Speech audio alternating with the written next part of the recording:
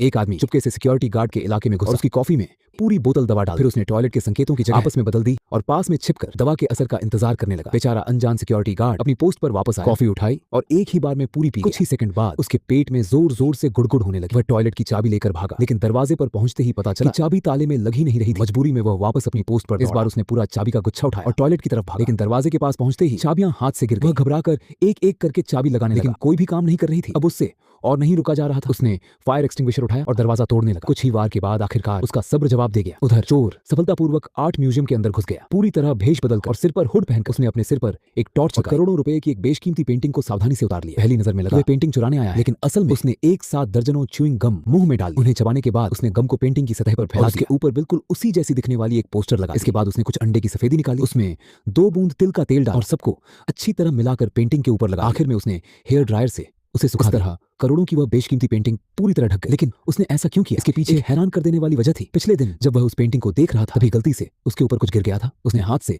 उसे साफ करने की कोशिश की, लेकिन मामला और बिगड़ गया। वह बुरी तरह डर गया। वह पेंटिंग करोड़ों की थी और उसे नुकसान पहुंचाने पर उसकी कई पीढ़ियों की कमाई भी कम पड़ जाती। इसीलिए उसने जल्दी से पेंटिंग उतार ली और उस पर गिरे दाग को साफ करने की कोशिश, लेकिन उसने इतनी जोर से रगड़ दिया कि कैनवास ही खराब हो गया। घबराहट में उसने उस खराब हिस्से पर कई बार पैर भी रख दिया, जिससे पेंटिंग और ज्यादा खराब हो गई। अब उसके पास कोई और रास्ता नहीं था। आखिरकार उसने अपनी इस बड़ी गलती को छिपाने के लिए अजीबोगरीब तरीका अपनाया।